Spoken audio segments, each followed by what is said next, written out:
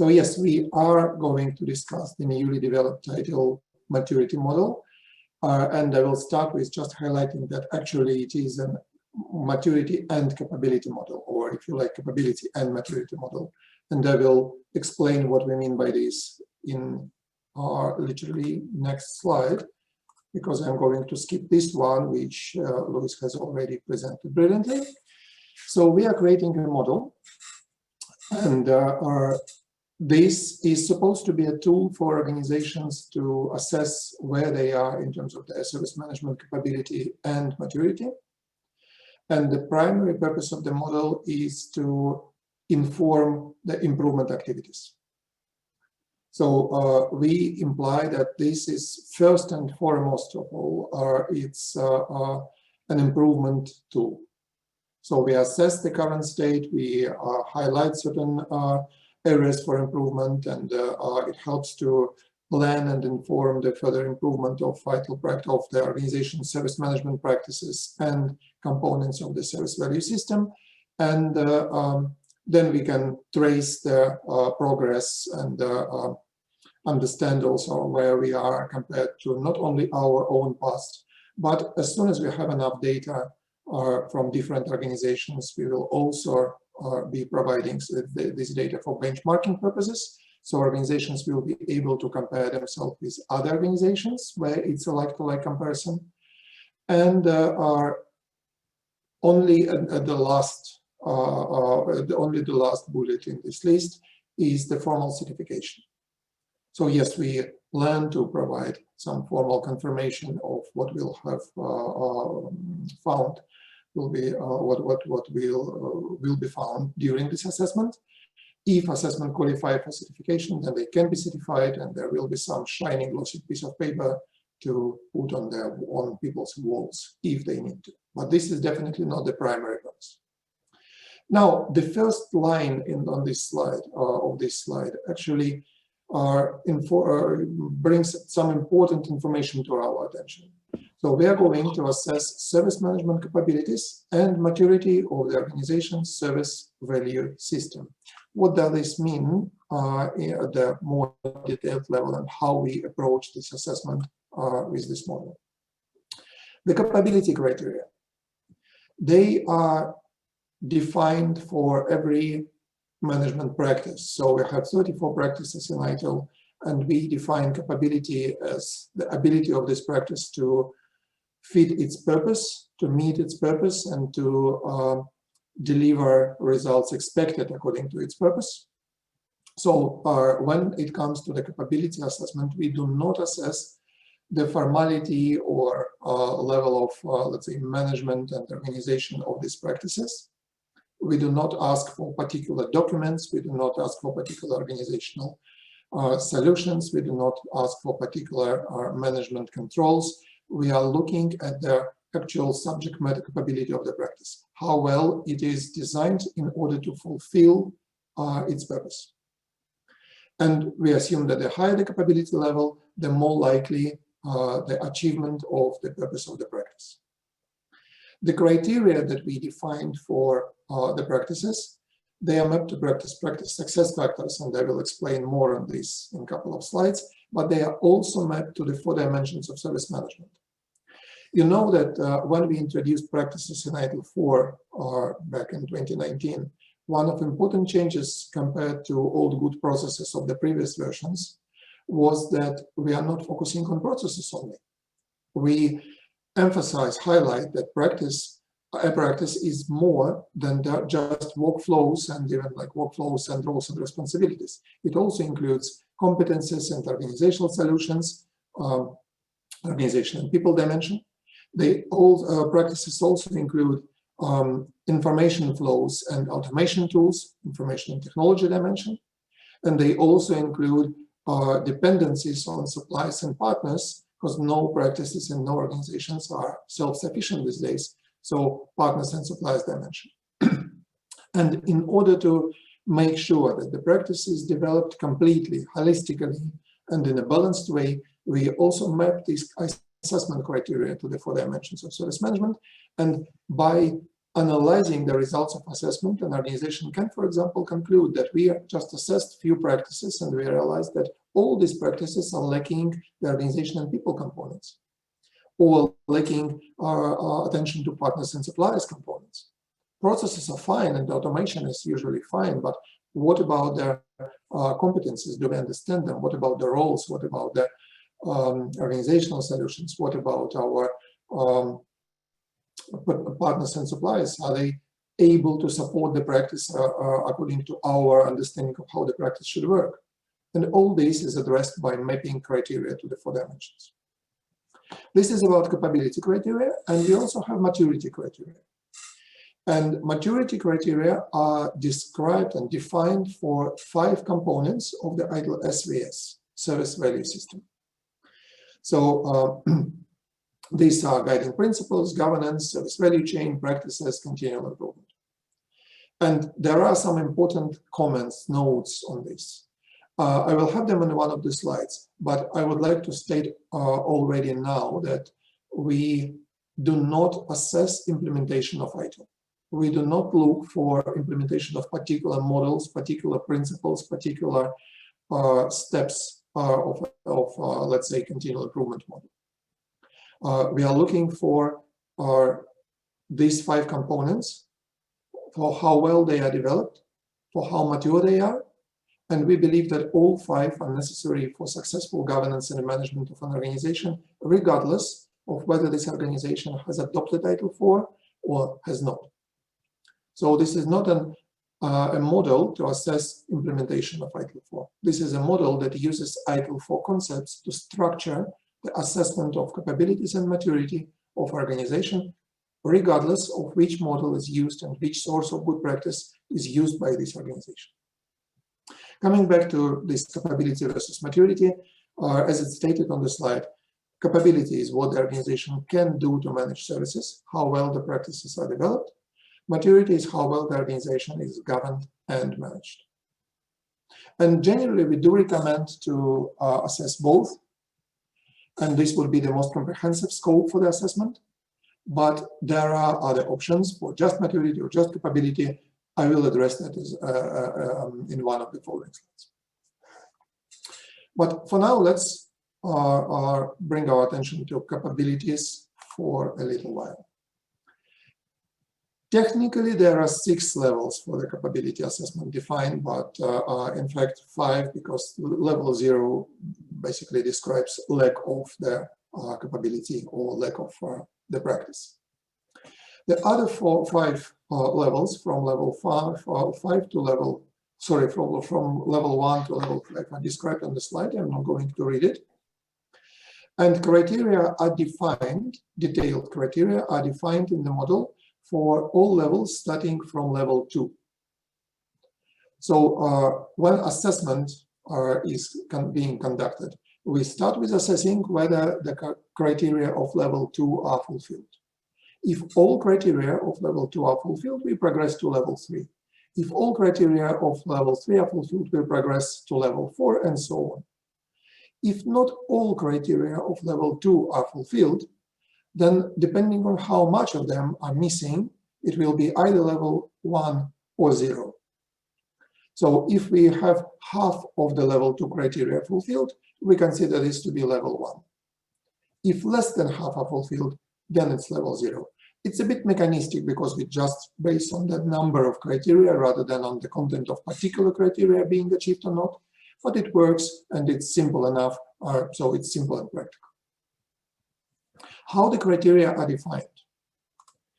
We use, obviously, the practices from ITIL. You know that each practice in ITIL has a purpose statement. And by design, all practices for all practices, these purpose statements are supported by so-called practice success factors.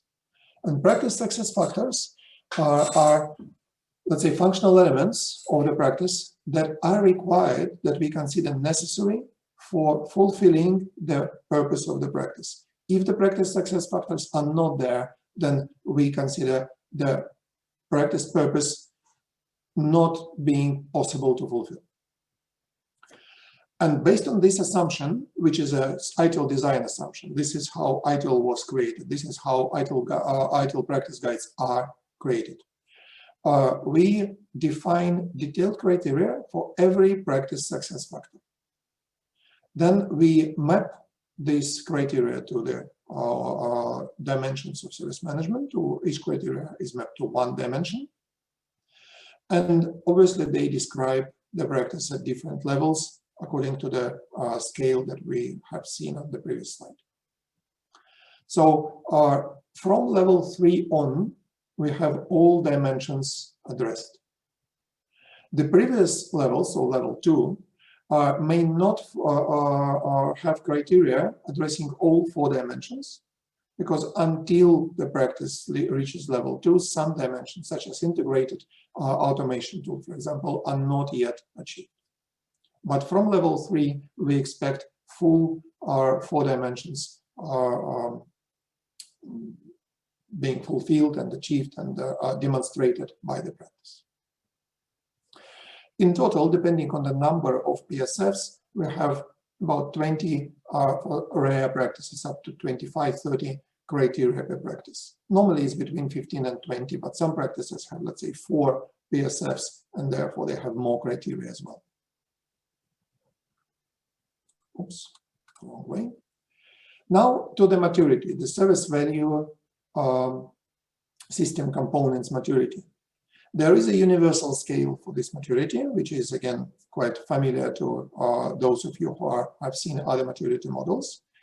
And these are levels from 1 to 5. And this is a generic description that applied to the SVS. But then we have a more detailed description, just 5 statements per each component. We do not have detailed, deep criteria for every component for every level. So each level for every component has 1 statement, and organizations are expected just to assess which statement is the most relevant and the most applicable to them. Important statement that I kind of announced already, and I want to illustrate it now. These 3 lengthy paragraphs on the slide, they are quotations from the actual description of the model. And they illustrate how we approach assessment of, in this case, guiding principles, service value chain, and continual improvement. So for guiding principles, we are not looking for any evidence of adoption of the particular 7 guiding principles by the organization. We believe that principles can be adjusted, they can be different from what ITIL recommend, they can be the same, they can be the previous version of 9, they can be something else completely. But as long as organization has a set of guiding principles, and these principles are well known, and they are followed by the organization, they have been adopted and they are actually guiding the organization, it's fine. Similarly, we are not looking for implementation of the particular service value chain model that is described in ITIL, the one that, for example, Louis used to illustrate the service provider activities in his presentation. But we do look for evidence of well-defined and managed service value streams. And as long as organization has some service value streams identified, formalized to a reasonable level, consistently applied, fulfilled, improved, we are happy with that. Which model is being used, which steps are being used for that, it doesn't matter. We are not looking for implementation of ITIL 4 or of any other version of ITIL. Similarly, we are not looking for implementation of the ITIL continual improvement model or particular version of this model. As long as you have some continual improvement model in place, it can be something like PDCA based.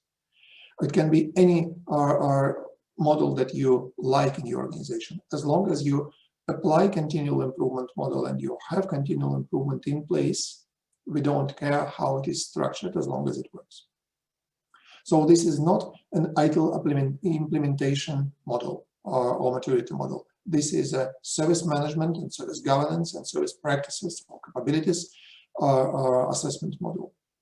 It's universally applicable regardless of which guidance is being used to by the organization to achieve its objectives, to meet its objectives. There are two criteria that I wanted to, or two components here that I would like to particularly highlight in this presentation, namely practices and continual improvement. And these are how the maturity criteria are defined for the practices. So for the practices first, it's the bottom part of the slide. We look at the capability ratings or capability levels achieved by the practices in scope of the assessment. And when you scope your assessment, you are expected to define key practices and supporting practices. I will tell a bit more about this in the next slide. And we expect that all practices which are defined as key need to achieve certain level in order for the practice component of the SVS to be assessed at this level. And the supporting practices can be 2 levels lower. Continual improvement assessment in the maturity context is based largely on the assessment of the continual improvement practice. So this one practice is almost or always included in the scope of assessment. Regardless of which practices are relevant for the particular assessment, continual improvement practice should be included. And we believe it makes sense because this is a very important component, and if we claim that we have a mature management and governance system, then continual improvement must be a key component of this system. So this practice is always assessed, except one case, which is capability only assessment for just selected practices. So let's have a look at the scoping options. We defined 3 possible options for scoping the assessment. One is comprehensive assessment, which includes all SVS components maturity and at least 7 practices. 7 or more. We believe that if we have this number of practices, then we can make a reasonably valid conclusion about the overall development of the capabilities and therefore about the maturity of the practice component of the SVS.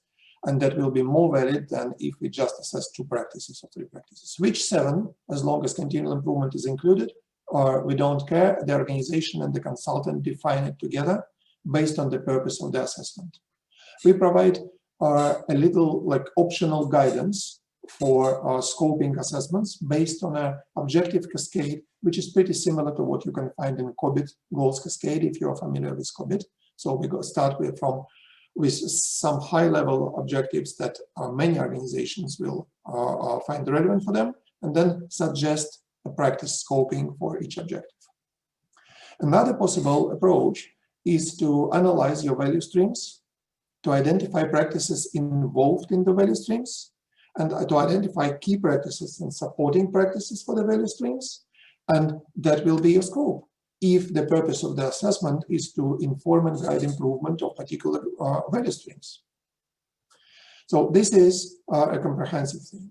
We do not expect any organization to include all 34 practices in the comprehensive assessment. We do not think it's practical. It's not impossible, you can do it, but we don't think it's practical and we never recommend it. Another option is just capability assessment.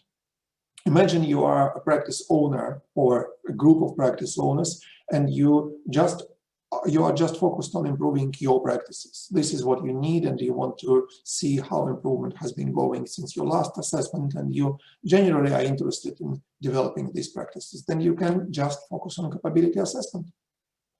And it's quick and dirty, and it's not expected to be certified, obviously, but it's an important mechanism for our continual improvement of the practices.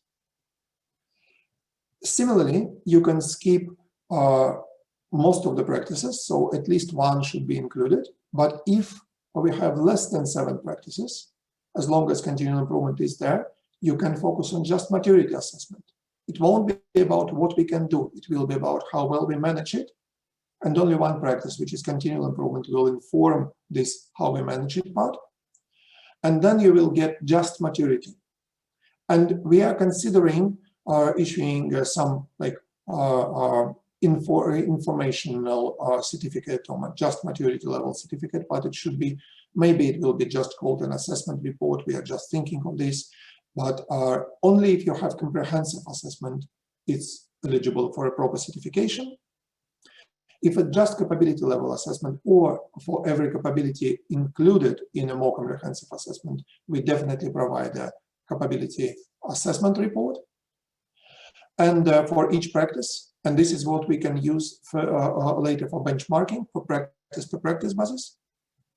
But also, if you have only maturity with minimum number of practices or any number less than 7, then we can provide some evidence of the results, but it won't be a valid or comprehensive certificate.